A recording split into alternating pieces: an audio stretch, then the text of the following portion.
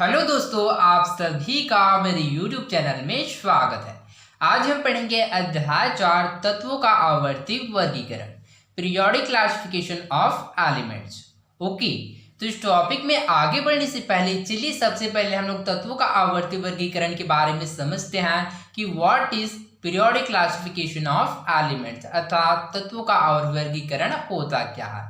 Okay, तो चलिए समझने का प्रयास करते हैं। ओके, तो सबसे पहले होता है तत्व। तो तत्व क्या होता है, तो जैसे कि हम लोग जानते हैं कि जिसको इंग्लिश में एलिमेंट्स भी कहते हैं। ओके, तो एक ही प्रकार के परमाणु से मिलकर बना पदार्थ तत्व या एलिमेंट्स कहलाता है। ओके, आवर्ती, आवर्ती से तात्पर्य पुनरावृत्ति या फिर बार बार। ओके, वर्गीकरण से तात्पर्य क्या होता है, अलग अलग भागों में बांटना, या फिर वर्गीकरण से तात्पर्य क्या होता है, अलग अलग। ओके, तो इस प्रकार से हम लोग कह सकते हैं कि तत्वों का आवर्ती वर्गीकरण से तात्पर्य क्या है, तो तत्वों की गुणों के आधार पर बार बार समान गुण प्रदर्शित करने वाले तत्वों का वर्गीकरण। ओके, तो इस टॉपिक में हम लोग जानेंगे कि तत्वों की गुणों के आधार पर किस प्रकार से समान गुण प्रदर्शित करने वाले तत्वों का वर्गीकरण किया जाता है। ओके, तो इसी के आधार पर हम लोग पढ़ेंगे कैसे। तो चलिए इसको अच्छे से समझने के लिए उदाहरण के द्वारा समझने का प्रयास करते हैं। ओके, जैसे कि तत्व लेते हैं, जैसे कि हाइड्रोजन हो गया, हीलियम हो गया, lithium, beryllium, boron, carbon, nitrogen, oxygen, fluorine एवं नियान। ओके, तो ये सभी तत्वों का क्या होता है, क्रम से इसका एटॉमिक नंबर होता है, अर्थात परमाणु क्रमांक होता है। ओके, तो हाइड्रोजन का 1 होता है, हीलियम का 2, लिथियम का 3, बेरिलियम का 4, बोरान का 5, कार्बन का 6, नाइट्रोजन का 7, ऑक्सीजन का 8, फ्लोरीन का 9 एवं नियान का 10 होता है। ओके, तो ये सभी क्या होता है, एलिमेंट्स होता है। ओके, तो ये सभी क्या होता है, अलग अलग ग्रुप से संबंधित होता है। जैसे कि हम लोग हाइड्रोजन की बात करें तो हाइड्रोजन क्या होता है, समूह फर्स्ट का तत्व होता था, समूह पहला का तत्व होता है। ठीक इसी प्रकार से हम लोग हीलियम की बात करें तो हीलियम क्या होता है, यह समूह 18 का तत्व होता है। ठीक इसी प्रकार से जितने भी अलग अलग तत्व है ये सभी क्या होता है, अलग अलग समूह से बिलोंग करते था। इस प्रकार से क्या किया जाता है, गुणों के आधार पर इसका वर्गीकरण किया जाता है। ओके, जैसे कि यहाँ पर हम लोग समूह 1 से गुण प्रदर्शित करने वाले तत्व की बात करें तो जैसे कि यहाँ पर चलिए डिनोट करता हूँ, समूह फर्स्ट से रिलेटेड जो एलिमेंट होता है जैसे कि हाइड्रोजन हो गया, लिथियम हो गया, सोडियम हो गया, ये सभी तत्व क्या है, समूह 1 के क्या होता है, तत्व है, और ये सभी क्या होता है, समान गुण प्रदर्शित करता है। ओके, ठीक इसी प्रकार से हम लोग समूह 18 की तत्व की बात करें, जैसे कि समूह 18 की तत्व बात करते हैं। समूह 18 का जो फर्स्ट जो एलिमेंट है वो क्या है, हीलियम है। ओके, तो इसमें होता है हीलियम हो गया, नियान हो गया, आर्गन हो गया, क्रिप्टान हो गया, जेनान हो गया, रेडान हो गया, ये सभी क्या है, 18 अर्थात समूह 18 के तत्व है। ओके, तो इस प्रकार से हम लोग कह सकते हैं सभी का जो गुण होता है वह क्या होता है, समानता रखता है। ठीक इसी प्रकार से समूह के जितने भी तत्व है इन सभी का अलग गुण होता है। ठीक इसी प्रकार से जो सभी एलिमेंट है इन सभी का अलग अलग गुण होता है। ओके, तो आई होप आप लोगों को समझ आया होगा कि किस प्रकार से तत्वों की गुणों के आधार पर बार बार समान गुण प्रदर्शित करने वालों की तत्वों की पुनरावृत्ति होता है। ओके, तो इसी के बारे में हम लोग जानेंगे किस प्रकार से गुण के आधार पर इसको अलग अलग समूह में विभाजित किया गया एवं इसके क्या क्या गुण होते हैं। ओके, तो आई होप आप लोगों को समझ आया होगा। तो चलिए आगे बढ़ते हैं। हमारे आसपास विभिन्न पदार्थ पाए जाते हैं जिन्हें हम तत्व, यौगिक एवं मिश्रण के रूप में वर्गीकृत करते हैं। स्वाभाविक सी बात है, हमारे आसपास क्या है, बहुत सारे पदार्थ पाया जाता है। तो उनमें से कुछ पदार्थ तत्व होता है, कुछ यौगिक होता है एवं कुछ मिश्रण होता है। अब चलिए समझते हैं कि तत्व, यौगिक एवं मिश्रण क्या होता है। ओके, तत्व एक ही प्रकार के परमाणु से मिलकर बना पदार्थ तत्व कहलाता है। ओके, तत्व किसी कहता है तो एक ही प्रकार के परमाणु से मिलकर बना पदार्थ तत्व या फिर एलिमेंट कहलाता है। जैसे कि उदाहरण के लिए जैसे कि सोना हो गया, गोल्ड हो गया, अथवा चांदी सिल्वर हो गया। ठीक इसी प्रकार से जो गैस की बात करें तो हम लोग हाइड्रोजन हो गया, ऑक्सीजन हो गया, इसी प्रकार से लोहा हो गया जिसको क्या है, आयरन के नाम से भी जानते हैं, आयरन। ओके, जिसको Fe के द्वारा प्रदर्शित किया जाता है। ओके, तो चलिए इसको समझते हैं। जैसे कि मैंने इसके लिए क्या लिया है, लोहे की कील। जैसे कि यहाँ पर आप लोग देख सकते हैं जो लोहा होता है क्या होता है, एक ही पदार्थ से मिलकर बना होता है। जैसे कि हम लोग इसको अज्यूम करते हैं कि एक ही पदार्थ से मिलकर बना हुआ है, अर्थात ये लोहा किसके द्वारा मिलकर बना है, तो वह आयरन के द्वारा मिलकर बना हुआ है। तो इस प्रकार से हम लोग कह सकते हैं ये क्या है, तत्व है। क्यों? क्योंकि तत्व किसे कहते हैं, तो एक ही प्रकार के परमाणु से मिलकर बना पदार्थ तत्व कहलाता है। तो इस प्रकार से हम लोग कह सकते हैं कि जो लोहे की या जो कील है यह एलिमेंट अर्थात तत्व है। ओके, यौगिक। ओके, तो चलिए समझते हैं कि यौगिक या कंपाउंड क्या होता है। ओके, जब दो या दो से अधिक रासायनिक तत्वों के परमाणु एक निश्चित अनुपात में रासायनिक संयोग से जो पदार्थ बनता है उसे यौगिक या फिर कंपाउंड कहता है। यौगिक या फिर कंपाउंड किसे कहते हैं, तो इसमें आप लोग याद रखिएगा, जब दो या दो से अधिक रासायनिक तत्वों के परमाणु एक निश्चित अनुपात में रासायनिक संयोग से जो पदार्थ का निर्माण करता है उसे यौगिक कहते हैं। तो यौगिक में क्या होता है, जो दो या दो से अधिक पदार्थों को आप लेते हैं उसका जो परमाणु होता है वह निश्चित होता है। ओके, तो जैसे कि यौगिक की बात करें तो जैसे कि H2 हो गया, जल हो गया, इसी प्रकार से देने से सोडियम क्लोराइड हो गया। क्यों? क्योंकि इसका जो परमाणु होता है वह निश्चित होता है। ठीक इसी प्रकार से हम लोग जल की बात करें तो जल में क्या होता है, हाइड्रोजन के दो मॉलिक्यूल एवं ऑक्सीजन के एक मॉलिक्यूल आपस में मिलकर जल का निर्माण करता है। ठीक इसी प्रकार से हम लोग सोडियम क्लोराइड की बात करें तो सोडियम और क्लोरीन क्या आपस में मिलकर क्या करता है, सोडियम क्लोराइड अर्थात साधारण नमक का निर्माण करता है। तो इस प्रकार से हम लोग कह सकते हैं कि जो वाटर होता है वो क्या होता है, या यौगिक होता है। ओके, तो जैसे कि यहाँ पर हम लोग देख सकते हैं मिश्रण। ओके, तो चलिए समझते हैं कि मिश्रण क्या होता है। ओके, जब दो या दो से अधिक तत्वों या यौगिकों को मिलाते हैं तो इस प्रकार का जो बना पदार्थ होता है उसको मिश्रण या मिक्सर कहता है। ओके, तो मिश्रण किसे कहते हैं, जब दो या दो से अधिक तत्व या यौगिकों के परमाणु को मिलाते हैं तो एक पदार्थ का निर्माण होता है जिसको मिश्रण या मिक्सर कहता है।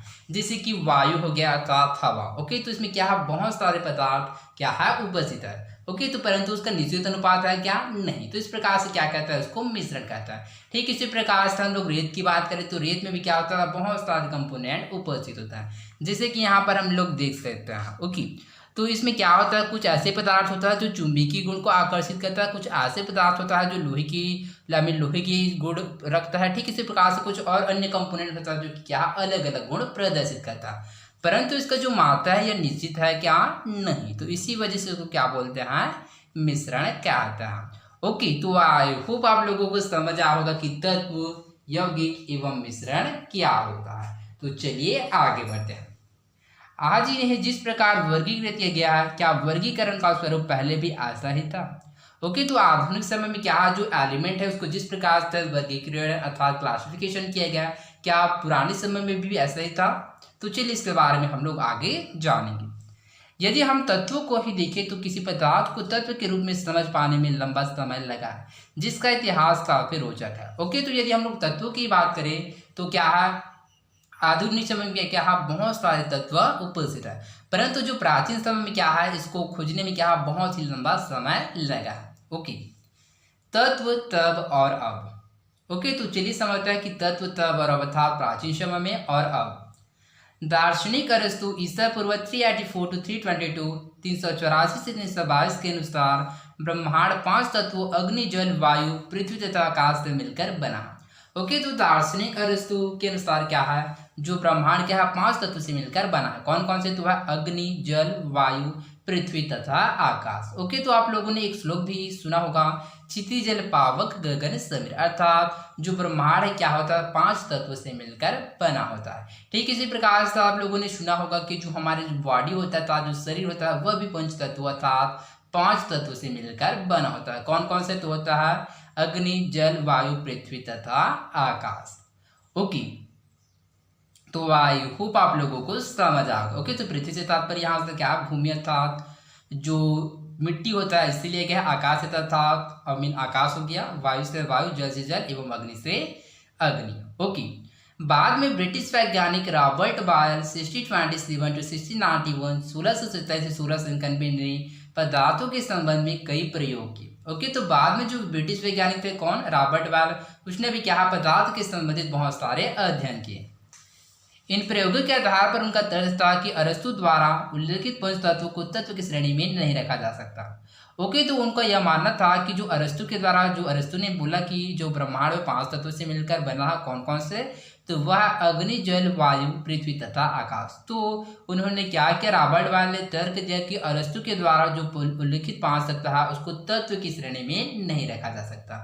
अब तत्व की श्रेणी में क्यों नहीं रखा जा सकता, तो चलिए इसको समझते हैं। ओके, तो उसका तर्क ये था क्योंकि जो तत्व क्या होता है, तो एक ही पदार्थ के परमाणु से मिलकर बना पदार्थ को क्या कहते हैं, तत्व कहता है। ओके, तो जैसे कि यहाँ पर हम लोग जैसे कि जल की बात करें तो जल क्या है, एक ही एलिमेंट के मिलकर बना होता है क्या, नहीं। ओके, तो वो हाइड्रोजन एवं ऑक्सीजन 2 एलिमेंट से मिलकर बना होता है। ठीक इसी प्रकार से जो अदर कंपोनेंट से क्या होता है, एक से अधिक एलिमेंट से मिलकर बना होता है, जिसकी वजह से जो रॉबर्ट बायल का तर्क था कि अरस्तु के द्वारा उल्लिखित 5 तत्व को तत्व की श्रेणी में नहीं रखा जा सकता।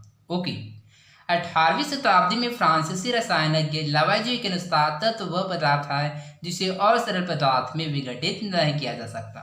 उदाहरण के लिए हम जानते हैं कि जल को हाइड्रोजन तथा ऑक्सीजन में विघटित किया जा सकता, अतः जल तत्व नहीं है।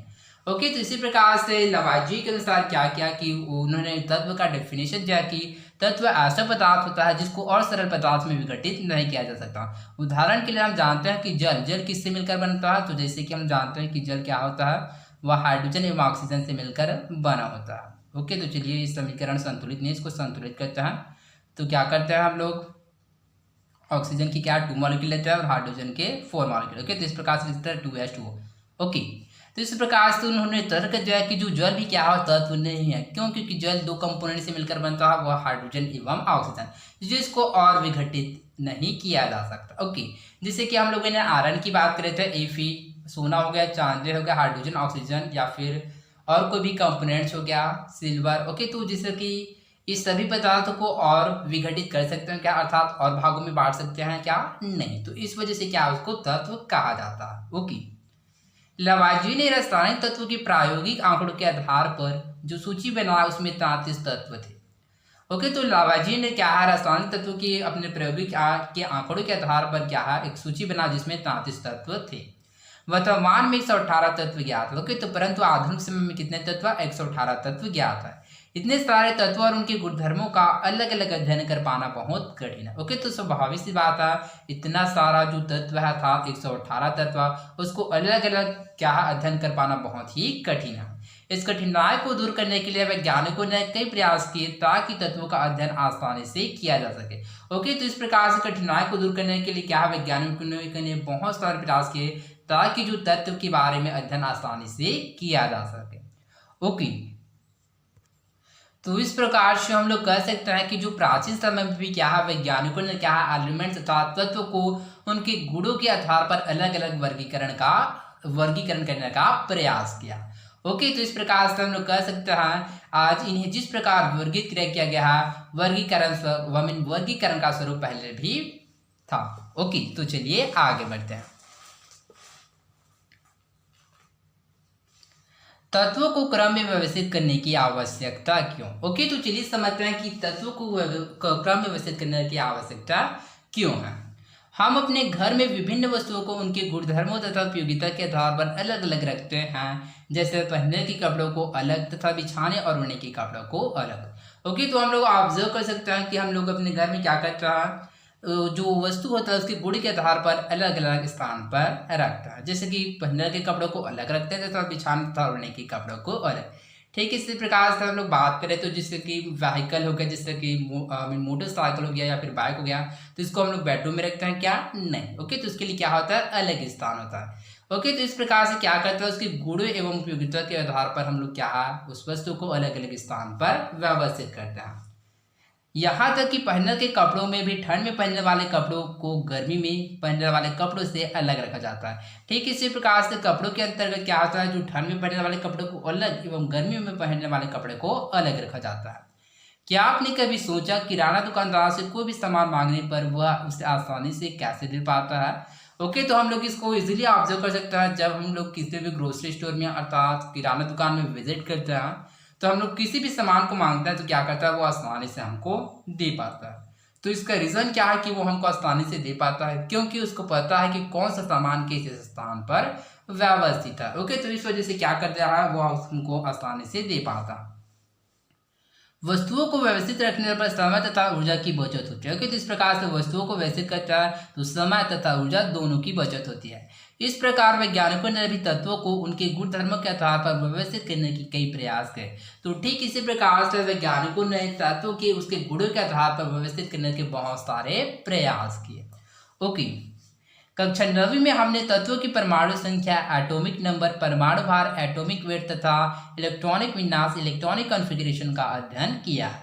तो आई होप आप लोगों ने क्लास 9 में परमाणु संख्या, एटॉमिक नंबर, परमाणु भार, एटॉमिक वेट तथा इलेक्ट्रॉनिक विन्यास, इलेक्ट्रॉनिक कॉन्फ़िगरेशन के बारे में जाना होगा। ओके, तो चलिए इसको और समझने का प्रयास करते हैं कि परमाणु संख्या, परमाणु भार एवं इलेक्ट्रॉनिक विन्यास क्या होता है। ओके, परमाणु संख्या, किसी परमाणु के नाभिक में उपस्थित प्रोटॉनों की संख्या उस परमाणु की परमाणु संख्या कहलाता है। ओके, तो इसको आप लोग याद रखें, जिसको परमाणु क्रमांक के नाम से भी जानते हैं। कैसे, तो चलिए समझते हैं।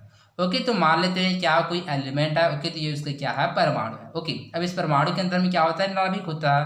तो इस नाभिक की उपस्थिति, ओके, तो इसमें आप लोग याद रखिए, इस नाभिक में क्या होता है, इसमें होता है इलेक्ट्रॉन, सॉरी, इसमें क्या होता है, प्रोटॉन होता है। ओके, तो चलिए यहाँ पर मैं डिनोट कर रहा हूँ, इसमें प्रोटॉन भी होता है और इसमें न्यूट्रॉन भी होता है। ओके, तो इसमें आप लोग याद रखिएगा कि जो प्रोटॉन होता है वो क्या होता है, यह पॉजिटिव होता है, इसमें आप लोग याद रखिएगा। और जो न्यूट्रॉन होता है वो क्या होता है, वह न्यूट्रल होता है, अर्थात यह उदासीन होता है। क्या होता है, उदासीन होता है, ना ही धनात्मक होता है ना ही ऋणात्मक, अर्थात यह न्यूट्रल अर्थात उदासीन होता है। ओके, तो इसको आप लोग याद रखिएगा। तो परमाणु संख्या क्या आगे होता है, तो किसी परमाणु के नाभिक में उपस्थित, ओके, तो किसी परमाणु के नाभिक में उपस्थित जो क्या है, किसी प्रोटॉनों की संख्या को ही क्या कहता है, परमाणु संख्या कहता है। किसी नाभिक के परमाणु में किसी परमाणु के नाभिक में उपस्थित प्रोटॉनों की संख्या को परमाणु संख्या कहता है। ओके, तो प्रोटॉन होता है वह धनावेश होता है और न्यूट्रॉन होता है वह उदासीन होता है। ओके, परमाणु भार, तो परमाणु भार क्या होता है, तो परमाणु के भीतर उपस्थित इलेक्ट्रॉन, प्रोटॉन और न्यूट्रॉन के द्रव्यमान के योग को परमाणु द्रव्यमान कहता है। तो परमाणु द्रव्यमान किसे कहता है, तो किसी परमाणु के भीतर प्रोटॉन, न्यूट्रॉन एवं इलेक्ट्रॉन के योग को, इलेक्ट्रॉन के द्रव्यमान के योग को परमाणु भार कहता है। ओके, इलेक्ट्रॉनिक विन्यास अर्थात इलेक्ट्रॉनिक कॉन्फ़िगरेशन। ओके, तो चलिए समझते हैं कि इलेक्ट्रॉनिक विन्यास किसे कहता है। किसी अणु, परमाणु या किसी अन्य भौतिक संरचना में इलेक्ट्रॉनों की व्यवस्था को इलेक्ट्रॉनिक विन्यास कहता है। इलेक्ट्रॉनिक विन्यास किसे कहता है, तो किसी अणु, परमाणु या किसी अन्य भौतिक संरचना में इलेक्ट्रॉनों की व्यवस्था को इलेक्ट्रॉनिक विन्यास या इलेक्ट्रॉनिक कॉन्फ़िगरेशन कहता है। जैसे कि यहाँ पर हम लोग कोई भी एलिमेंट्स लेते हैं, जैसे कि मैंने हाइड्रोजन, जैसे कि हीलियम ले रहा हूँ। ओके, तो क्या है, हीलियम एक एलिमेंट अर्थात हीलियम क्या है, एक तत्व है।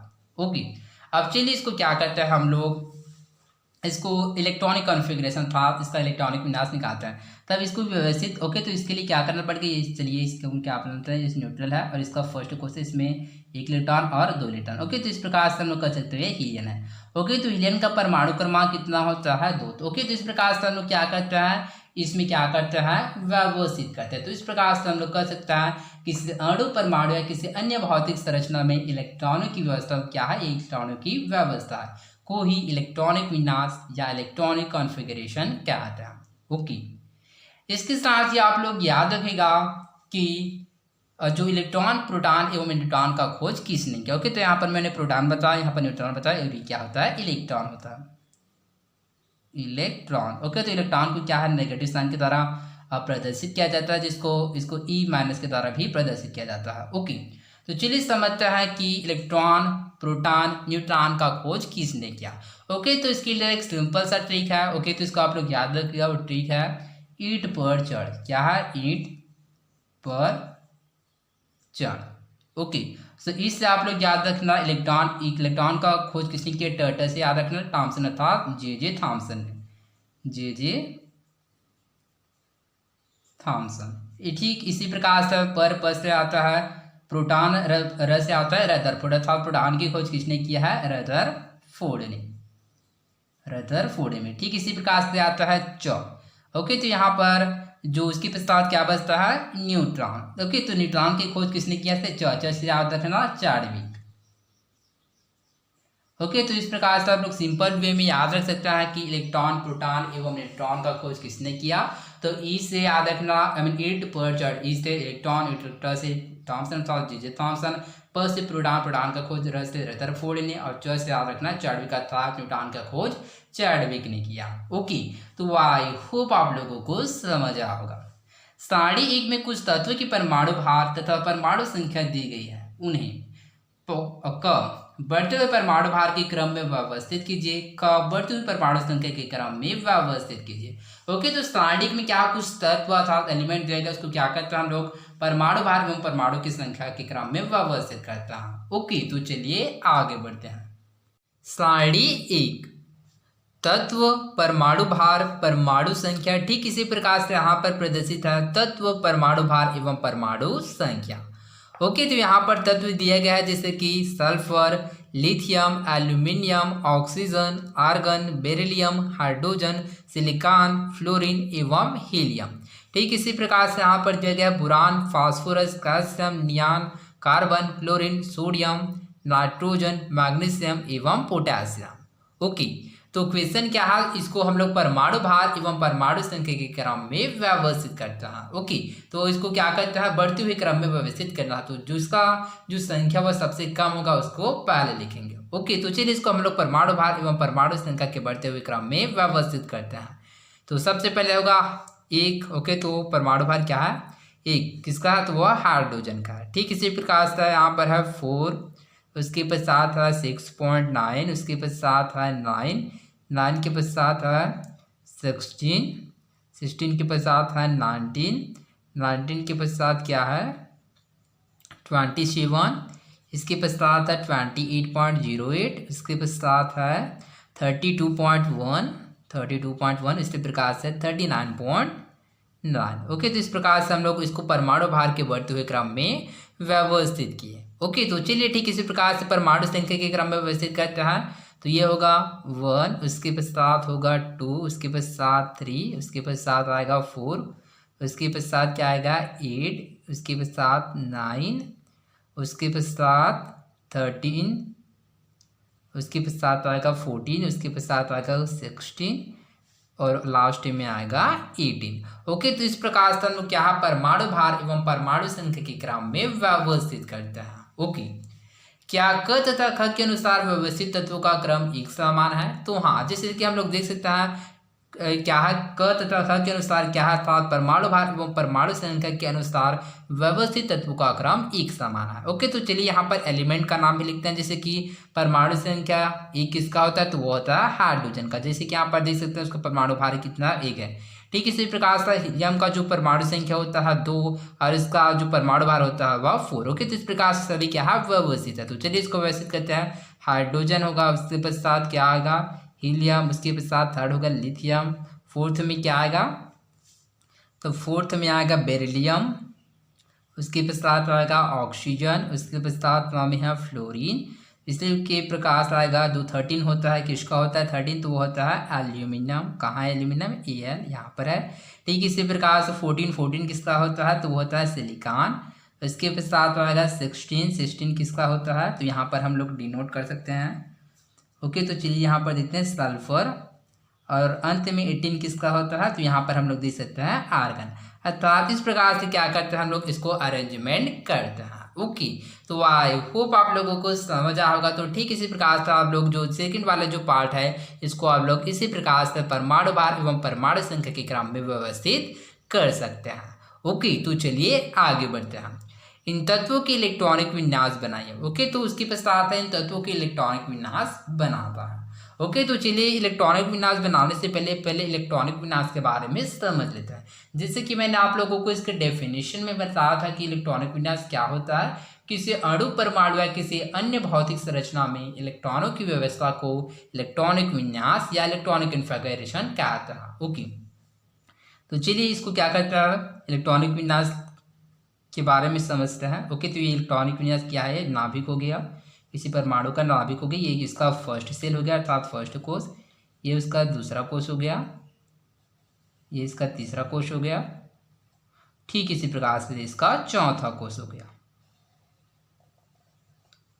ओके, तो इसका जो फर्स्ट कोष होता है उसको के की तरह दर्शाता है, दूसरे को एल को, तीसरे को एम को और चौथे को एन के द्वारा प्रदर्शित किया जाता है। ओके, के को मुख्य क्वांटम संख्या कहते हैं, एल को द्विगुणित क्वांटम संख्या, एम को चुंबकीय क्वांटम संख्या एवं एन को चक्रण क्वांटम संख्या कहते हैं। ओके, अब इसके एलिमेंट्स में क्या होता है, कितने इलेक्ट्रॉन भरेगा, तो इसके लिए फॉर्मूला है इन 2n², अर्थात इसके अनुसार क्या है, हम लोग इसको पता लगा सकते हैं कि इसके कोष में कितने इलेक्ट्रॉन प्रेजेंट होते हैं। ओके, तो इनसे तात्पर्य क्या है, ये कोषों की संख्या, जैसे कि first, second, third, fourth. Okay, तो 4 कोष 1 2 3 एवं 4।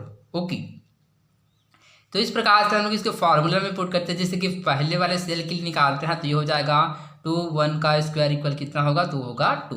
तो इस प्रकार से हम लोग कह सकते हैं कि जो पहले वाले जो कोष में कितने इलेक्ट्रॉन होगा, 2 इलेक्ट्रॉन होगा, और दूसरे वाले कोष में 8 इलेक्ट्रॉन होगा, तीसरे वाले कोष की बात करें तो उसमें 18 इलेक्ट्रॉन आएगा इस फार्मूला के अनुसार, परंतु इसमें 18 इलेक्ट्रॉन नहीं होता है। क्यों, तो इसमें याद रखिएगा बोर-बर्नौली नियम के अनुसार 72 कक्ष में अर्थात जो बाहर में बसे जो कक्ष है उसमें इलेक्ट्रॉनों की संख्या 8 से अधिक नहीं हो सकता। ओके, तो जिसकी वजह से यहाँ पर जो एम कोष में भी क्या होता है, 8 इलेक्ट्रॉन प्रेजेंट होता है। ओके, और फोर्थ में क्या होता है, 32 इलेक्ट्रॉन होता है। ओके, तो इस प्रकार से आप लोग याद रखिएगा कि इस प्रकार से इसमें इलेक्ट्रॉनों का क्या होता है, वह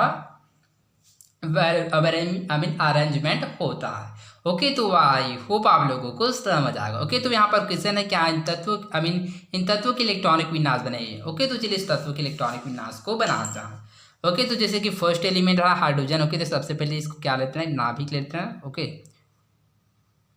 इसको क्या लेते हैं, फर्स्ट कोष। ओके, तो इसी के साथ आप लोग याद रखिएगा कि ये जो कक्ष है इसको क्या बोलते हैं, जिसको आप लोग याद रखिएगा, इसको कक्ष, कोष या ऊर्जा स्तर भी कहते हैं, अर्थात ऑर्बिट, सेल एवं एनर्जी लेवल भी कहा जाता है। ओके, अब चलिए हम लोग हाइड्रोजन के लिए क्या करते हैं, इलेक्ट्रॉनिक विन्यास बनाते हैं। तो हाइड्रोजन के लिए 1 इलेक्ट्रॉन होगा। ओके, ठीक इसी प्रकार हीलियम के लिए बनाते हैं। ओके, तो चलिए मैं सभी जो एलिमेंट्स था उसको क्या है, एक ही में बता रहा हूँ। तो जैसे कि हीलियम में 2 इलेक्ट्रॉन होता है, ठीक इसी प्रकार से लिथियम के लिए बनाते हैं तो हमको 2 कोष की आवश्यकता होगा। तो ये चलिए लिथियम के लिए बन गया। उसके पश्चात है फोर्थ किसका होता है, बेरिलियम के लिए हो गया। उसके पश्चात ऑक्सीजन के लिए देखते हैं, ऑक्सीजन का 8 इलेक्ट्रॉन होता है, 2 2 4 इलेक्ट्रॉन है, तो 1 2 3 एंड 4, 1 2 3 4 5 6 7 8, अर्थात किसका हो गया, ऑक्सीजन का होगा। ठीक इसी प्रकार हम लोग फ्लोरीन के लिए लेते हैं, फ्लोरीन का होता है 9 1 2 3 4 5 6 7 8 9। ठीक इसी प्रकार से एल्यूमिनियम के लिए लेते हैं तो इसके लिए क्या, हमको 3 सेल की आवश्यकता होगा। ओके, तो ये हो गया 1 2 3 4 5 6 7 8 9 10। ओके, उसके साथ 1 2 एंड 3 इलेक्ट्रॉन किसका हो गया, एल्यूमिनियम का। सिलिकॉन के लिए हो गया 14। ठीक इसी प्रकार से सल्फर के लिए 2 इलेक्ट्रॉन और इंक्रीज कर देते हैं, ये होगा 16, और आर्गन के लिए कर देते हैं 18, तो 1 और 8। तो इस प्रकार से हम लोग देख सकते हैं 1 2 3 4 5 6 7 8, 1 2 3 4 5 6 7 8 1 2, अर्थात 18 इलेक्ट्रॉन। ओके, तो इसमें आप लोग याद रखिएगा फर्स्ट सेल में 2 इलेक्ट्रॉन, दूसरे सेल अर्थात कक्ष में भी 8 इलेक्ट्रॉन और तीसरे कक्ष में 8 इलेक्ट्रॉन होता है। तो इस प्रकार से हम लोग कर सकते हैं। ओके, और इसके साथ ही आप लोग याद रखिएगा जब इसको आप लोग इलेक्ट्रॉनिक विन्यास करेगा तो उसको क्या है, आप लोग सिस्टमेटिक वेज में लिखिएगा। जैसे कि किसका है, आर्गन का है, किसका है, आर्गन का। तो इसका आप लोग लिख सकते हैं आर्गन इक्वल 18 एलिमेंट्स लिख सकते हैं, या फिर इसका जस्ट नाम लिख सकते हैं और यहाँ पर इसका परमाणु क्रमांक लिख सकते हैं। ओके, तो आई होप आप लोगों को समझ आ होगा। तो चलिए आगे बढ़ते हैं। क्या इन तत्वों के इलेक्ट्रॉनिक विन्यास के आधार पर भी समूह बन सकते हैं, तो हाँ, इन तत्वों के इलेक्ट्रॉनिक विन्यास के आधार पर भी समूह बन सकते हैं। कैसे, तो चलिए इसको समझते हैं। जैसे कि मैंने आप लोगों को बताया था कि समूह फर्स्ट में कितने इलेक्ट्रॉन होते हैं, जैसे कि समूह फर्स्ट में समान गुण प्रदर्शित करने वाले इलेक्ट्रॉन कौन कौन से, जैसे कि हाइड्रोजन हो गया, लिथियम हो गया एवं सोडियम हो गया। ओके, तो चलिए इसके इलेक्ट्रॉनिक विन्यास के द्वारा समझते हैं। ओके, तो चलिए सबसे पहले इसका इलेक्ट्रॉनिक विन्यास करते हैं।